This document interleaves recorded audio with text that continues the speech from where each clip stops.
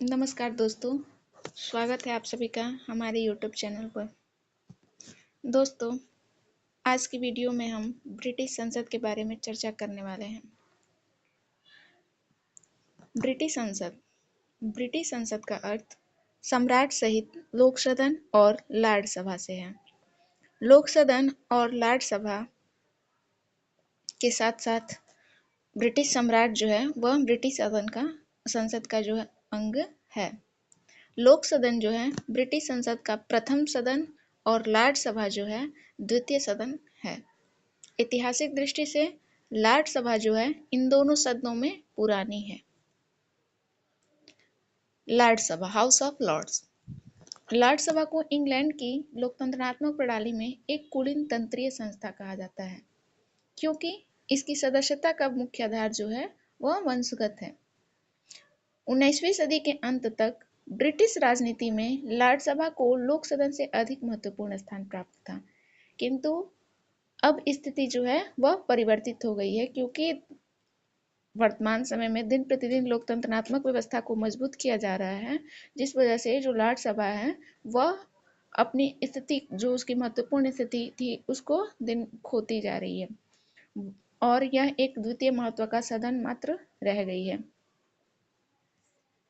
Lord सभा की रचना को यदि देखें तो लॉर्ड सभा की जो सदस्य संख्या है वह निश्चित नहीं है, क्योंकि इसमें सम्राट प्रधानमंत्री की सिफारिश पर जितने भी नवीन सदस्य आवश्यक समझे नियुक्त कर सकता है।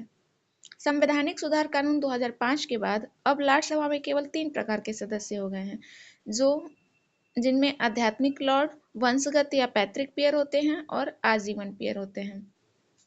आध्यात्मिक लॉर्ड जो होते हैं वह कैंटरबरी के आर्क बिशप, यॉर्क के आर्क बिशप, लंदन के आर्क बिशप और डरहम के बिशप होते हैं। इनकी लगभग लॉर्डों की, आध्यात्मिक लॉर्डों की संख्या जो है लगभग 26 होती है, जिनमें 21 जो बच्चे 5 इन सब ये आर्क बिशप और बिशप होते हैं, और जो शेष 21 होते हैं वह इंग्लैंड के चर्चों के वरिष्ठ बिशप होते हैं। वंशगत या पैतृक पियर में वे सदस्य आते हैं जो दिसंबर 1999 में जो पारित अधिनियम था उनके अनुसार जो वंशगत पियर है उनकी 3 श्रेणियां होती हैं। पहला, दलीय साथी पियरों से निर्वाचित किए जाने वाले सदस्य। पदाधिकारी जिन्हें संपूर्ण सदन निर्वाचित करता है। राजघराने के सदस्य के रूप में वे सदस्य वर्तमान में 75 निर्वाचित दलीय सदस्य होते हैं और 16 जो होते हैं पदधारी सदस्य होते हैं। आजीवन पियर जो है 1958 की आजीवन पियरेज एक्ट ने सम्राट को प्रधानमंत्री के परामर्श पर आजीवन पियर नियुक्त करने की शक्ति प्रदान की है। आजीवन पियर नियुक्त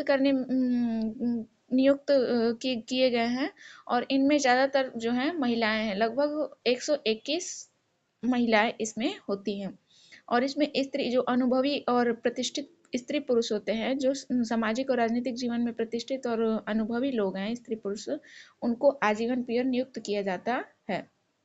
वर्तमान में इन पियरों की संख्या 561 है, जिनमें लगभग 121 महिलाएं हैं। अब आते हैं हम लॉर्ड सभा की शक्तियों के बारे में। लॉर्ड सभा को कौन कौन सी शक्तियां प्राप्त हैं? लॉर्ड सभा की जो शक्तियां हैं सदैव परिवर्तित होती रही हैं। 18वीं सदी तक तो यह एक महत्वपूर्ण और इसे अधिक शक्तियां प्राप्त थी, परंतु 1919 और 1911 और 1949 के संसदीय अधिनियम पारित होने के बाद लॉर्ड सभा जो है लोक सदन की तुलना में बहुत अधिक शक्तिहीन हो गई है।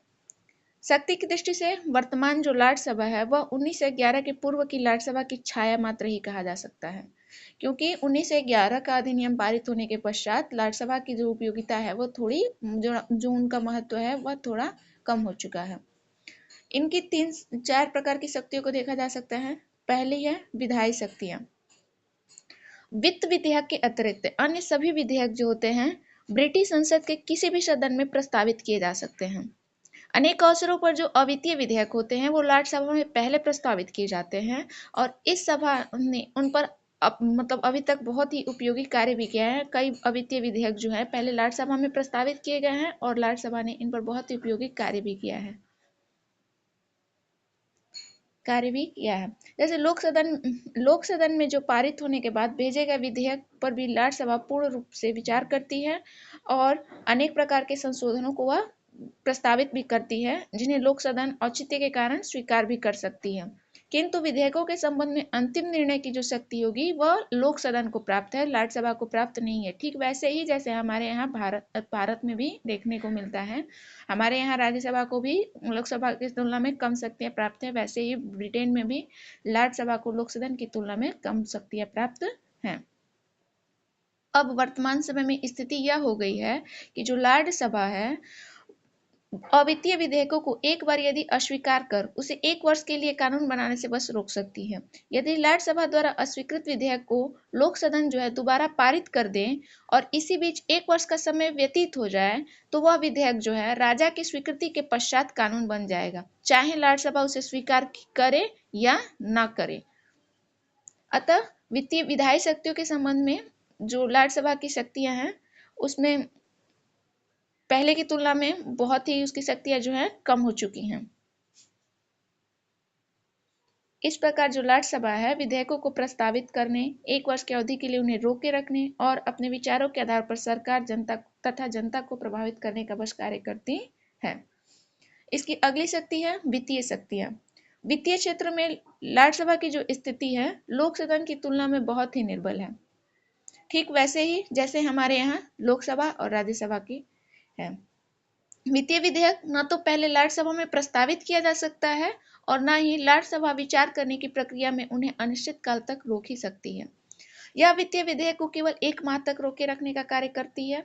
वित्तीय विधेयक के संबंध में राज्यसभा सिर्फ सुझाव दे सकती है, लेकिन इन सुझावों को स्वीकार करना या न करना ये सभी लोक सदन की इच्छा और विवेक पर निर्भर करता है। इसकी अगली शक्ति है कार्यपालिका से संबंधित शक्ति।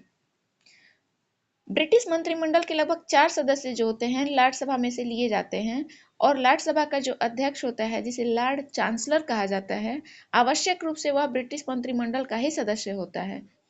लोक सदन की भांति ही राज्यसभा को भी अधिकार प्राप्त है कि मंत्रिमंडल के सदस्यों से वह प्रश्न पूछकर प्रशासनिक विषयों के संबंध में सूचनाएं प्राप्त कर सके। वह शासन की नीतियों, कार्यों पर खुला वाद विवाद तथा उनकी सरकार की आलोचनाएं भी कर सकती है। इसके अतिरिक्त राज्यसभा जो है विभिन्न प्रशासनिक विभागों द्वारा दिए गए प्रदत्त व्यवस्थापन की भी जांच करती है। इस प्रकार राज्यसभा को कार्यपालिका पर नियंत्रण की कुछ शक्तियां प्राप्त हैं, लेकिन वह अविश्वास का प्रस्ताव पास कर मंत्रिमंडल को पदच्युत करने का कार्य नहीं कर सकती। यह कार्य जो है सिर्फ लोक सदन कर सकती है। अतः कार्यपालिका से संबंधित शक्तियों में भी राज्यसभा को कुछ सीमित शक्तियां ही प्राप्त है। केवल वह प्रश्न पूछ सकती है, विभिन्न नीतियों की आलोचना कर सकती है, उन पर खुला वाद विवाद कर सकती है, इत्यादि कार्य ही कर सकती है। अगली शक्ति है न्यायिक शक्ति। राज्यसभा को न केवल व्यवस्थापन वरन न्याय के क्षेत्र में भी कुछ शक्ति प्राप्त है।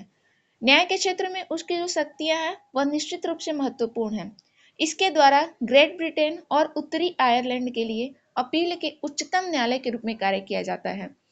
राज्यसभा जब अपील के न्यायालय के रूप में कार्य करती है तब उसके जो सभी सदस्य कार्यवाही में भाग नहीं लेंगे, बल्कि उसमें से केवल 9 कानूनी लॉर्ड तथा अन्य न्यायिक विशेषज्ञ जो होते हैं लॉर्ड चांसलर की अध्यक्षता में न्याय समिति के रूप में कार्य करते हैं। राज्यसभा का जो वह निर्णय होगा, जो समिति जो निर्णय लेती है वही अंतिम होता है, जिसे संसद कानून द्वारा ही केवल बदला जा सकता है और इसमें कोई भी न्यायालय परिवर्तन नहीं कर सकता है। यानी कि जो राज्यसभा है वह अंतिम अपीलीय न्यायालय के रूप में भी कार्य करती है। इस प्रकार राज्यसभा की शक्तियां समाप्त होती हैं। अगला जो सदन है लोक सदन, उसके बारे में हम चर्चा करेंगे। लोक सदन जिसे हम हाउस ऑफ कॉमन्स भी कहते हैं, ब्रिटिश शासन व्यवस्था के अंतर्गत संसद की जो संप्रभुता का उल्लेख किया जाता है कि ब्रिटिश संसद जो है संप्रभु संसद है, उसकी संप्रभुता का जो तात्पर्य है वह लोक सदन से ही लगाया जाता है। वह राज्यसभा की संप्रभुता से उसका वर्णन नहीं किया जाता है। आज इसका जो तात्पर्य है वह लोक सदन से है, न कि राज्यसभा से,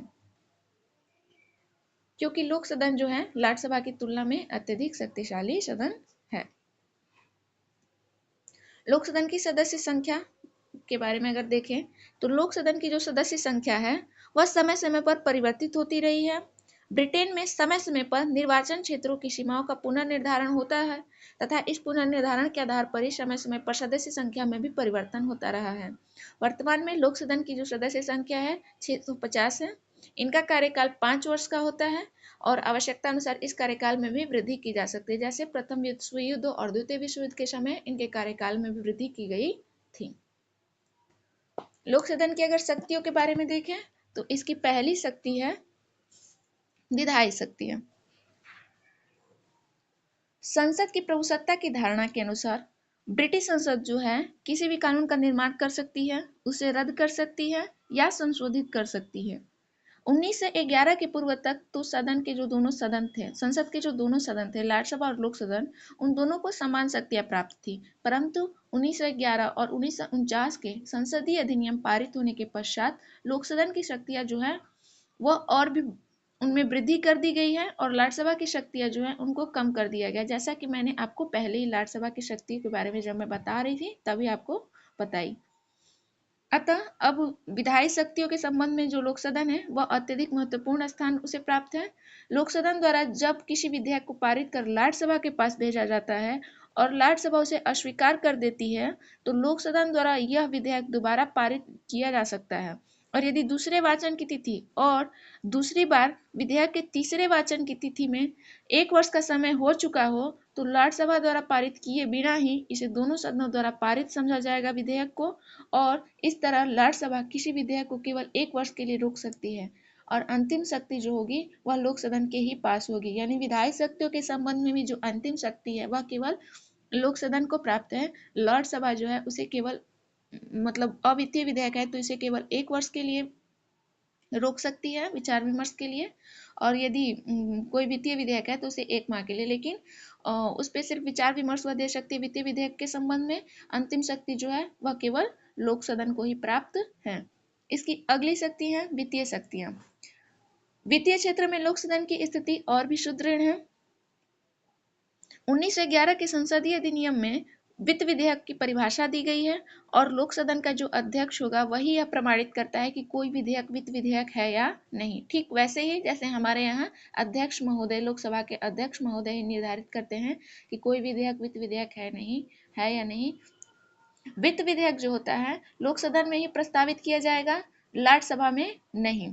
लोक सदन द्वारा पारित किए जाने के बाद राज्यसभा द्वारा 1 माह की अवधि तक ही वित्तीय विधेयक पर विचार करने का कार्य किया जाएगा। 1 माह की अवधि बीत जाने के बाद वित्त विधेयक या बजट जो भी होगा दोनों सदनों द्वारा उसी रूप में पारित समझा जाएगा जिस रूप में लोक सदन ने उसे पारित किया था, चाहे राज्यसभा उसे स्वीकार करे या अस्वीकार करे या उसमें कोई भी संशोधन प्रस्तावित करे। इस प्रकार वित्तीय क्षेत्र में राज्यसभा की स्थिति जो है बहुत अधिक निर्बल है और लोक सदन को इस संबंध में पूर्ण नियंत्रण प्राप्त है। यानी वित्तीय शक्तियां जो हैं, वित्तीय शक्तियों के संबंध में अधिक शक्ति लोक सदन को ही प्राप्त है, राज्यसभा को उतनी प्राप्त नहीं है। कार्यपालिका शक्ति के बारे में देखा जाए तो चूंकि इंग्लैंड में संसदात्मक प्रजातंत्र है और ब्रिटिश कार्यपालिका पर पूर्ण नियंत्रण जो है लोक सदन का है, राज्यसभा का नहीं है। कार्यपालिका अर्थात मंत्रिपरिषद लोक सदन के प्रति पूर्ण रूप से उत्तरदायी होती है।